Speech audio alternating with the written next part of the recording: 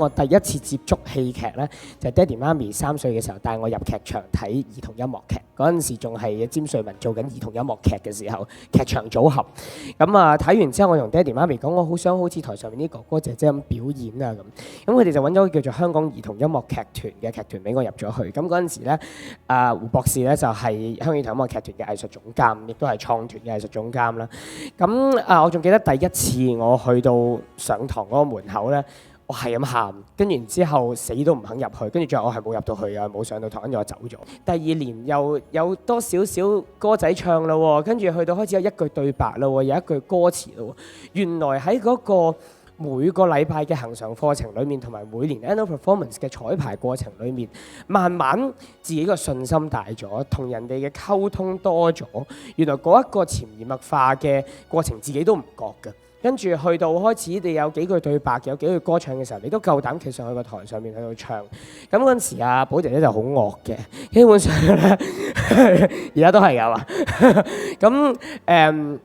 係好嚴厲，但係呢一個嚴厲係令到我哋好清楚知道，我哋嘅強項係乜嘢，我哋嘅弱項係乜嘢，有啲乜嘢我哋需要去改進。即係我覺得呢個 training 係非常之好，即係 for 一個小朋友嚟講，喺你出到嚟要接觸社會，仲有排都未接觸社會嘅年紀，你已經有機會去到接受一個當你哋係專業演員咁樣嘅導演去到 train 你嘅時候，咁其實係一個好嘅體驗嚟嘅，我覺得。咁跟住去到開始有幾句歌仔唱，我仲記得有一次咧，有一年就係做阿拉丁嘅音樂劇。咁嗰一年咧，我就覺得自己會中到有個壞人㗎嘛，壞人隔離有隻鸚鵡㗎嘛，咁我都算係一個幾主要嘅角色啦。我覺得自己會中嗰個角色，我唔知邊度嚟嘅信心，覺得自己嗰陣時連幾句歌都未唱好，可以中一個咁重要嘅角色。咁然後我最後冇中到嗰個角色，我都係一個群戲演員，即係都係做翻 ensemble。跟住我就冇主角，我唔做啦咁樣。跟住我仲記得寶姐真係好好嘅，特登約咗我爹哋媽咪傾偈，跟住就同佢哋去講解，即係。我爹哋媽咪當然好明白啦，係我唔明白啫，即係呢一個道理就係其實喺個舞台上面冇大角色與細角色嘅，只係你自己幾尊重你嗰一個角色嘅啫咁。咁最後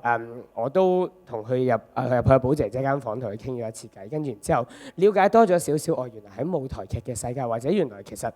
出到嚟做嘢都係咁樣嘅喎，其實係你自己幾尊重你自己嗰個工作嘅啫喎，亦都不能夠一步登天。開始啦，我就真係越嚟越多嘅戲份啦，開始做一啲配角，開始做一啲主角。咁我諗我係香港兒童音樂劇團連續做得最多主角嘅其中一個小朋友啦嗰陣時，咁亦都有機會去做出邊劇團、香港話劇團啊、風車草劇團啊嘅一啲劇目嘅小演員啦。咁而嗰個 training 係令到開始去到接觸出邊嘅劇團，接觸唔係寶姐姐嘅導演啊，其他導演嘅時候，原來你都學識到點樣去同人哋去溝通，同人哋點樣去 work。原來呢一個過程喺之前8年喺 CMT 即係香港兒童音樂劇團嘅 training 係好有幫助嘅喎。咁而另一樣我覺得喺 CMT 好好嘅就係佢除咗演員嘅身份之外，都俾我嘗試咗導演嘅崗位。即係我哋每年都會有一個嘅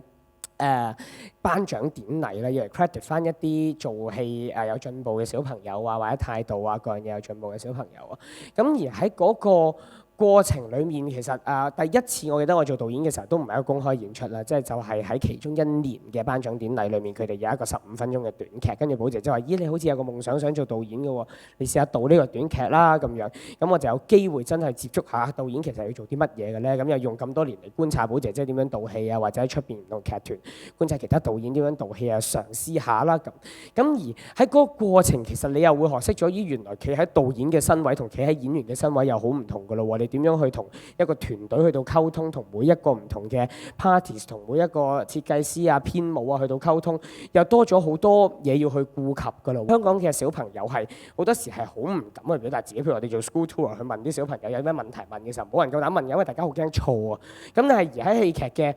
排練過程裡面係會不停犯錯，然後不停會俾人 ban， 然後喺嗰個過程你就要知道，原來錯都唔係一樣咁恐怖嘅嘢啫，即係有翻身嘅機會嘅咁樣。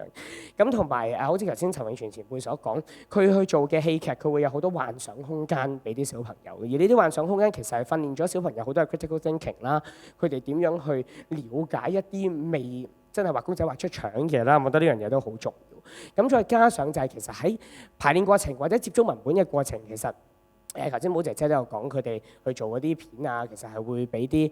小朋友佢哋去學點樣去咬字啊，去發音啊。因為而家好多懶音㗎嘛，啲年青人。咁其實係好多時係要好細個就開始去 train up 㗎啦，唔係有一啲錯誤嘅資訊入咗腦，咁然之後大個咗就好難去搣甩嗰一啲嘢。咁譬如做文本分析啊，可以幫到佢哋作文啦。咁其實呢啲都係非常之有用嘅嘢嚟嘅。咁而我好認同頭先陳永全前輩所講，其實除咗我哋話借住一個劇目去帶乜嘢嘅 message 俾觀眾之外，其實佢哋喺睇嗰個劇嘅時候，或者喺排練呢個劇嘅過程裡面，佢哋學到嘅對於文學嘅分析啦、藝術嘅分析啦，或者一啲美學上面嘅分析，其實都好重要。即係譬如我們的青春日誌，而家我哋都做緊 school tour 嘅，其實我哋走緊100間學校。咁而我哋每一次走 school tour 咧，其實我哋係2個貨車帶埋電腦燈，帶埋一對幕後嘅團隊7個演員10幾人咁樣入去走一場 school tour。我哋希望俾到中學生嘅唔係淨係話吸收到一啲正向嘅思維，而係我哋係真係可以帶到一個有美學設計嘅 production 去俾學生去認識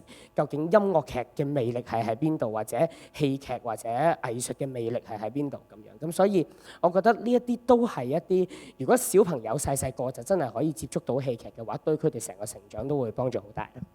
Thank you。